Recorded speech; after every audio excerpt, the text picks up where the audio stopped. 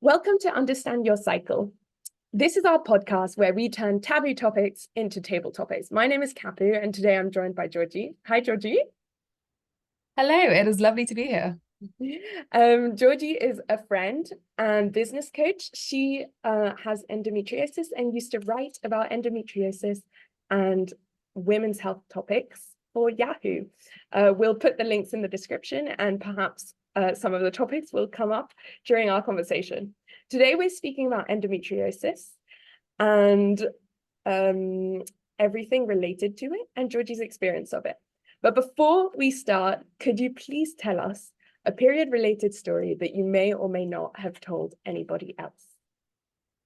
Yes, so this is, I guess, half an embarrassing one and half a sad one. And that's just that when I got my first period, I never told anyone. I was too embarrassed to mention that I'd got my first period. So for the first 2 months, I remember the first time I got it, and I was like, oh my God, like I know what this is, but I don't really want to accept that I've got my first period. And because I didn't really have much education about that kind of thing at school. So it just never came up in conversation and I just accepted it. But I was like, right, if I don't talk about it, it's not going to become a thing. So then the same thing happened the next month. And then finally, the third month after that, when I was 10 years old, I went and told my mum that I'd finally started my period. And yeah, I just felt Oh, so much embarrassment about it.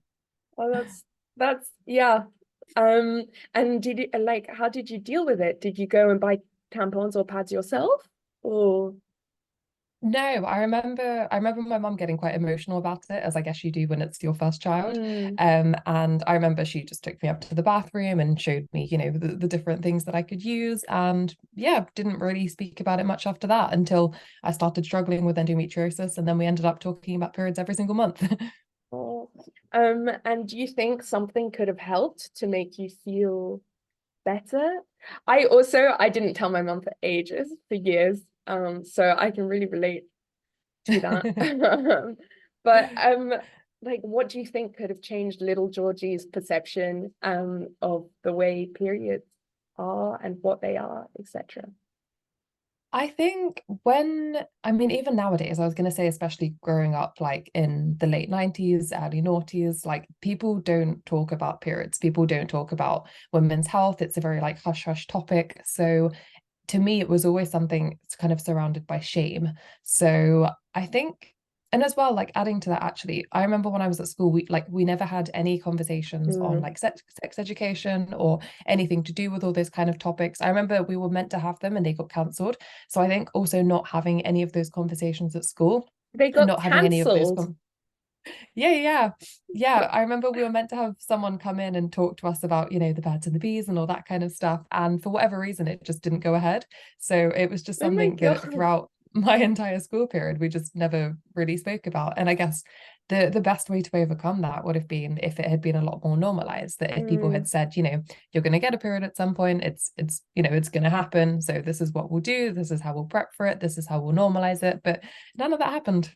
Oh, I mean, we spoke about it, but it was in a very weird way too. So hopefully, I think it's changing now. People are speaking more about it. But yeah, I speaking more about it, being a key difference. Yeah.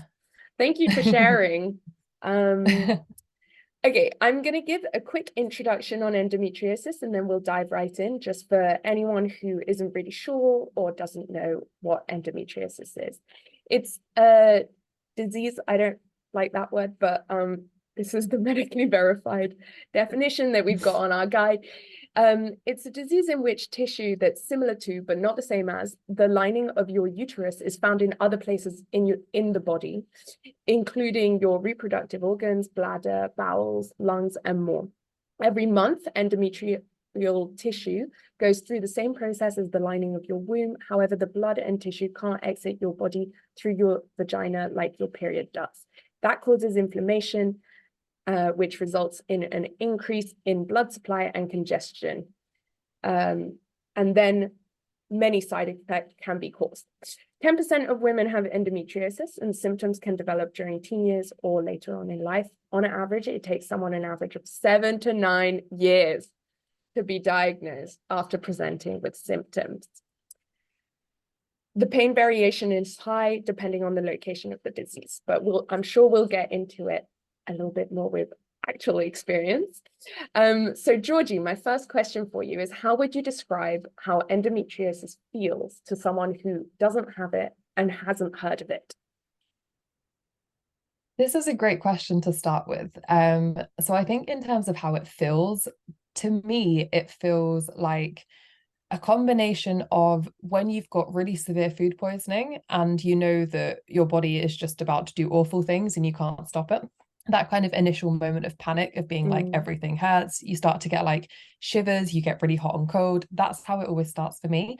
And then the pain just it's like a throbbing, but I feel like the word throb doesn't really represent just how painful it is. It's like your entire kind of middle region just feels like someone's punching it. And actually, I think one of the ways I found to kind of combat the pain is literally just punching myself in the back, which is just really like shows just how ridiculous of a disease it is. Although I agree with you, I don't like that word either. But it's just, yeah, it's a combination, I would say, of an awful kind of food poisoning-esque feeling and then just a really, really severe throbbing feeling. okay, wow. And it's the middle region. Yeah, so my endometriosis is kind of spread, I guess, throughout that region, from what I've Okay. been told. So I know for some women it's more localized. I Mm, think, yeah, for me it kind of starts, I guess, from about the belly button down and then yeah, up until like the tops of my thighs. damn. And does it happen every month? Well, I've got the marina coil now, so as much as that comes with a huge range of other symptoms, that means that very fortunately I don't tend to get periods. So I do get some kind of cramping still, but it's Mm-hmm. nowhere near the severity of what I used to get beforehand. But when I wasn't on hormonal birth control, then yes, every single month without fail, there would be about 3 days of the month where I would just have to dose myself up on really, really strong codeine and cover myself in hot water bottles and just get into bed and try and sleep for 3 days. Wow. Okay. Damn. And so could you tell us a bit about like how you found out it was endometriosis and got diagnosed and all of that process? Yeah, so like you said, it is a very long-winded process. I was very fortunate in that I get private healthcare through my dad. So my process, although it was still long, it was nowhere near as long as it is for most Mm, people, especially if you have to go through the NHS. So the first time I had pain like that, both me and my mum thought that I had food poisoning, which goes back to what I said about the food poisoning feelings. So I remember it was one evening, and I think we had some family round or something. And it got to like 8 or 9 p.m. and I just got struck down with these awful, awful stomach cramps. I remember I spent the entire night just sitting on the toilet, just feeling absolutely disgusting. And my mum like was on the phone to NHS 111, like we were trying to figure out what was wrong with me. Even the doctor thought it was severe food poisoning. So a couple of days later, we were like, oh, whatever bug that was, thank God that's out the way. Only for the next month to come around and the exact same thing to happen again. So this starts to happen a few times, and then you go to the doctors. I think I was about 14, I think, when this happened for the first time. so So 4 years after getting your first period, roughly, or a yeah, few? I'd say 14 or 15. So yeah, Okay. about 5 years, 4 or 5 years after getting my first period. So then my mum takes me to the doctors. The doctor's like, oh, painful periods are a normal part of growing up, like just gotta accept it. And I was like, but it's so painful. Surely it doesn't have to be this painful. So Mm, at this point, I think my mum also didn't realize how painful I was finding this. I think she almost kind of thought as well, like, oh, it's painful, but everyone goes through it, it's fine. So she was just giving me ibuprofen. I remember at some point a couple of months further down the line, I found that we had cocodamol, so like weak codeine and paracetamol. We had some of mm, that in the cupboard. So when I was in severe pain, she would let me have some of that. This process continued for, I'd say, another 2 years. And then eventually I was like, you know what, like surely this is not normal pain. Surely this is not mm, something that everyone's going through every single month, because it meant that when it hit, then if I was at school, I would just get really, really anxious because I'd be in so much pain and I'd be sat there. And obviously at school, you can't just leave, you just have to stay there. yeah. And then when I was doing my A levels, when I was at sixth form, if I was in that much pain, or rather when I knew that I was about to be in that much pain, I would just have to drive straight home and I would just get into bed. I would take the codeine that I'd started finding around the house, and then that would be where I would stay for the next day or two. In terms of getting diagnosed, so it wasn't until I was at university and I went to see a specialist there, and I had an ultrasound to see if there was anything they could spot that was going on in that region. I A then specialist in endometriosis or a specialist in Oh, just a gynecologist. a So gynecologist? specialist for Okay. that region, but yeah, Mm, not specifically for endo. So yeah, I had the ultrasound and then I had an MRI with dye. So what okay. they do is they put the dye into your bloodstream and then you have an MRI and they look to see where the dye is going in that region. So that was like a pelvic MRI, which again showed to them there's something going on here, but we don't really know what it is. After Mm, that, they were like, okay, so it looks like you do have endometriosis, but we're not going to find out unless you have a laparoscopy. So that's where they shove a camera through your belly button, and just above, or kind of at the bottom of your stomach. And they put a camera through there and they have a look around and see what they can find, is it which for painful? most people, it's general anesthetic. So you just go Okay. to sleep for it. Damn. But then for most people, that's not necessarily the end of the line. Although if you have a laparoscopy and they discover endometriosis, then depending on its severity, they can remove it there and then. The problem with mine is that because of some of my symptoms, they did the laparoscopy and they said, we think you have it, but it's in your bowel. So, in order to get endometriosis removed from your bowel, it's a much more invasive procedure. And they said that although it can be beneficial, it's very rarely ever a kind of 100% success rate, and it can Mm. actually leave you with things like a coloscopy bag, and things like that. So it can end up actually having really, really detrimental long-term side effects. So when they told me this, they were like, we can do this bigger operation, we can see if we can remove it. However, it might not be worth it because it could grow back. You could be left with a coloscopy bag, and it might just, actually inhibit your quality of life. So the only other option for that was just to put me on long-term hormonal birth control, which isn't really a solution in my opinion. Mm. Wow. Okay. I have so many questions. That sounds, I'm sorry you had to go through that. So before you went in university to this gynecologist, did you go back to the NHS at all or like see doctors, or you just accepted that this was your fate and took codeine every month? I just accepted it because I convinced myself I was making a fuss about nothing. Mm, And I think because endometriosis is one of those things that, although it does affect quite a high number of people, it's not something that's really talked about. So at first, they were like, the doctor just said, maybe you just have slightly more painful periods than, normal mm, people. But essentially, you're making a fuss about nothing. So to me, I just accepted for years this was just oh, something I was going to have to get on with. that that annoys me. And I really don't think you're the only one that's experienced that. Which is a shame, but I do think education is coming out there. And so what was the trigger for you to say, I'm done, like I can't do this anymore, I'm going to go to a gynecologist and go through all of these procedures to figure out what on earth is going on in my body? It was when I was at university, and it was mostly because I did a journalism degree, and a lot of Mm, that involved a lot of driving, a lot of interviewing people, a lot of stuff that you can't do if you're like stuck in bed, basically. And I yeah. remember there was one day, and I remember I was walking into a full day of university work, and I remember I got to university at about 8:45 in the morning, felt absolutely fine, went to the toilet, realized that I'd started my period, and it was just the sheer frustration of like my lecturer that I had like first period then, she has endometriosis as well. So I remember just getting there being like, oh, this is so annoying. Just had to turn around, walk back from university, do my usual of taking some codeine, getting into bed. And it was just so frustrating. I was like, Mm, I'm at university. This is a really important time in my life. Like it's really going to make a difference to my studies in a negative way if every single month I'm having to miss like university work, etc., etc.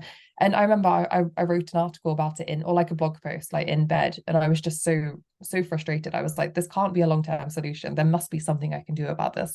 And that's when I decided to look into seeing a specialist and getting referred and going down the very long-winded path of getting some kind of diagnosis. And did your lecturer tell you she had endometriosis? Yeah, so I used to get really embarrassed telling people why I was having to leave. I used to just say Mm, like migraines and things like that because periods, as you know, have always been quite a taboo thing. So for me, it yeah. felt less embarrassing to say things like, I've got a migraine. But she was a really lovely lecturer and I felt very comfortable talking to her. So I just sent her an email and I said to her, like, I get these awful period pains. really sorry, like I hope you don't think I'm exaggerating. And she replied to me and she was like, oh, like thank you for telling me. I have endometriosis myself, so you have my full sympathies. So she was actually really lovely, and I would Oh, say actually that was a big first step for me for actually realizing that I could talk to people about it and that people mm. wouldn't be like, oh, you're just making a fuss about nothing. Oh, bless her. We need more people like it really shows how like just one person having empathy and understanding of what periods and endometriosis and all the things related can change like your experience of it really. Okay, in terms of the process of diagnosis and figuring out, I mean, them telling you, okay, basically you need to be on the coil. How did it feel? Did you think about children? Because also being on the coil means that if you decide or choose to maybe want to have a family, you're going to have to come off it and have these symptoms again. Or like, how does it feel? How do you think about it at the time and now? I'd be really interested to know. This is a really interesting question. So they gave me Rajavadin. I don't even know if that's how you pronounce it, but they gave me the pill. So I took the pill Mm, and I took that without a break every day for a couple of years before I got the coil. I never wanted the coil because I've just had so many horror stories about it. But when after a couple of years of taking the pill every day, which would then, because I didn't have a break, it meant that I didn't get periods, which meant that I mm. avoided the pain until one doctor was like, you can't just take the pill every day for the rest of your life. So then eventually that doctor was like, why didn't you try the Marina coil? I was very against it, but eventually it did seem like the lesser of two evils, let's say. I mean, that in itself has been another big problem. So I've had that for 5.5 years now. Technically, it has an expiry date of 5 years, but Mm, there's a huge waiting list to get it replaced at the moment, which very conveniently came at the same time as them saying you can now have it for 6 years without it losing its okay. effectiveness. So that in itself has been another big problem of trying to get it replaced, whilst also keeping in mind it was the most excruciating pain I've ever gone through to actually get it installed, let's say, in the first place. But it's interesting you touch on children, because one of the things that you often hear in the endometriosis world is experts saying things like, oh, it's less painful once you have kids, or why don't you consider having a child because that will alleviate some of the pain. And it's even something that my mum said to me as well, because although she has never been diagnosed with endometriosis, she did used to have very severe period pains herself, Mm, and so did my grandma. And they both said anecdotally that once they had kids, it was a lot less painful. And it is something that they do tell you in the medical world, which is ridiculous. Like people were telling me to have children when I was like 23 years old. wow, that's oh God. Okay. And so how did you feel about it and how were you sort of how do you feel about it now? Do you, if you don't mind sharing, obviously. Um Yeah, I mean I'm still deciding if I want kids or not. mm, I think it's a very kind of, I think there's always an assumption that, you grow up, you get married, you have kids, etc., etc., and that just seems to be the general trajectory of life. And I'm still undecided if I do or don't want kids. So for the time being, it's not necessarily a problem. I hmm. think as much as I do hate the side effects that I get from my Mirena coil, it is still the lesser of two evils when it comes to the endometriosis Yeah. symptoms. So I will be replacing my Mirena coil with, annoyingly, a second one, as and when there is some availability to do so, and that will cover me for another 5 or 6 years. So yeah, I think Yeah. maybe in 5 or 6 times we can record another episode and I can Yeah. share my thoughts on it then. Yeah. Um, okay. Thank you for sharing. And what are the side effects of the Marina coil? Because I know that different people have different side effects. I have the copper coil, for example. And so I'd love to hear like what's your experience of it? I did really look into the copper coil recently, actually, because I've heard that that one has different, but yeah, I guess we'll say different side effects because you don't tend to get good side effects. But apparently, the copper one's not very good for endometriosis because No. it can make your periods heavier, Yeah. I which was, definitely don't yeah. recommend it for endo. Yeah. No, that's good to know. I think the problems with the Marina coil, I would say the one that I've noticed the most over the last few years is that it seems to dull all of my emotions. The only real emotion, this Mm, sounds really tragic, the only real emotion that I feel nowadays is like when I get sad, I get really sad. But just things like I feel like things that used to make me really not quite overwhelmed with happiness, but things that used to like really light me up, they just don't Mm, seem to reach those kind of highs anymore. Or like when I get excited about things, I feel like I don't get as excited. I feel like it just really numbs a lot of my emotions. And but then at the same time, it also gives me awful mood swings. But we're talking like negative mood swings. We're not talking about the highs, like just more of the ah, lows. So those are like the two most that's so frustrating ones. interesting. Yeah, like, and it's they often say, or at least from what I've read, with things like the coil, that the symptoms mostly hit within the first 6 months, and after that, it's supposed to level out. But I would say for me, it's been very up and down. Like as I mentioned, Mm, I've had mine for 5.5 years now, and every year I would say there are different symptoms. Like for some months, I get really, really achy boobs for like 2 or 3 months straight. I think the Marina coil has been absolutely awful for having any semblance of a sex drive as well. So there's just mm, loads of symptoms that do actually have quite a big impact on your day-to-day life, but it's kind of weighing them up against still having a quality of life that doesn't involve me spending a couple of days per month in yeah. bed. Ah, it's the lesser of two evils, as you said. It's really, Yeah. yeah. Okay. And it's better than the pill, did you I mean, find?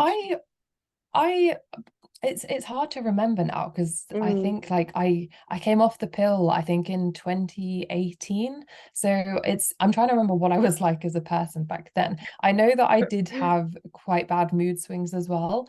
Like they say that you can't take the pill forever because it's a much higher dose of hormones. I don't know how much of that is Mm. just a kind of male white doctor thing to say or how much of that is actually genuine. No, But I I think there think is some genuine because from my understanding, the Mirena coil is quite localized, whereas the pill yeah. impacts supposedly your entire body. But you're here telling me that your feelings and emotions are impacted. So, Yeah, this is what puzzles me because they say that the coil is better because it's localized, it's a much mm, lower dose of hormones, but I don't actually know personally if that has made a significant difference to me, which makes me think it's the hormones full stop rather than the amount of them, which I don't even know if that makes any medical sense.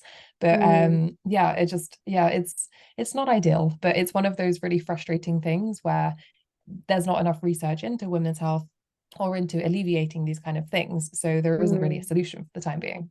yeah. Ah, hopefully will change soon. So we mentioned contraception as sort of like managing endometriosis. Did you have other sort of tips or like other ways that you've been managing it or going about it? Um, have I? That is a good question. So, I mean, my main thing has just been the strongest painkillers I could find, which is not advisable for so many different reasons. But if nothing else, like my main trick for coping with the pain was just making myself unconscious, which is obviously not a Mm. way that you can function in everyday life. I don't really know what else to recommend when it comes to I dealing mean, with it maybe because there part of aren't. me It's okay. yeah, I think part of it is maybe acceptance, but that to me, like the kind of fighter in me just gets really angry at the concept of having to just accept that I am in pain. Mm. And I don't actually know if maybe that's a comfort to some people, just kind of thinking, you know what it is, let's just get on with it. But for me, it just really fuels the anger in me that this is something that probably could be solved with a bit more research, but it's not going to be because as of yet, women's health obviously doesn't really get much attention. Yeah. Yeah, okay. That sort of answers my next question, which was what do you find frustrating about endometriosis? Are there any silver linings to it? Um, I think it's useful for I feel like finding the community is the wrong phrase, but it can make you, I don't know, more aware of other people's pain. I think it can make you a Mm, more patient person. I think it in a way it did make me realize how privileged I am that although I mean not so much now that I have the coil, but I did used to be in pain for a few days per month, but it was only a few days per month. So I know mhm. obviously there are so many people in the world who for whatever they are struggling with, they are in pain every single day. So in that sense, I guess it does give you a bit of perspective because it's always a case of it could be worse. And in the grand scheme of things, you know, a couple of days of pain per month it's frustrating, but it's not the end of the world. So I guess maybe the silver lining is a bit of perspective, but it's a bit of a weak silver lining in my opinion. For sure. But I understand what you mean. I when I hurt my foot, I really appreciated my foot after that, because I couldn't walk for a few weeks and months properly. But I It's agree, like when you it's have a terrible a silver lining. It's just like, okay, let's try find something to be grateful for in this whole scenario. literally, yeah, it's like when you have a cold and you're like, oh, I really miss being able to use my nose. Exactly. Okay, well, thank you so much. Is there anything you want to add that I haven't asked about? The only thing I would add, and that's more for people listening to this podcast, is if you are in pain, just advocate for yourself. I think it's very easy to go and see a doctor about period pains and the doctor be like, nope, you're making a fuss about nothing, and to just kind of accept that and internalize it and just not talk about your pain. But I think if you are in pain, then push to be seen by a specialist. Like it can take a lot of mental energy, but it's worth it. Like not that it can necessarily get you a solution, but I think it's important to have your pain listened to. And the more people who do talk about these kind of things, you're like it makes you think that eventually, something will be done about it. Mm-hmm. That's brilliant advice. We end every episode of Understand Your Cycle with the question, what is one thing you'd tell your younger self about periods? Oh, what would I tell my younger self about periods? I would tell her to keep on pushing, like I said, to kind of for some kind of solution and probably start pushing earlier because I waited until I was at university after years of frustration. So what I would like to tell my younger self is just to have started the process earlier on to see if I could have, not wasted a couple of years of always being in pain just by seeing a specialist a bit sooner. Thank you so much. Thanks for listening to the Understand Your Cycle podcast. Understand Your Cycle is a platform that empowers women to learn to love their cycle. Follow us on social media or sign up to our free Cycle Sync newsletter to learn more about your menstrual cycle. Check out our medically verified guide to learn everything we should have been taught at school, along with our medically moderated forum where we discuss all things women's health without taboo nor shame on our website. Don't forget to subscribe, rate, and review the podcast. It means the absolute world. Thanks again and see you next week. Love, Kapu. P.S. You're bloody amazing.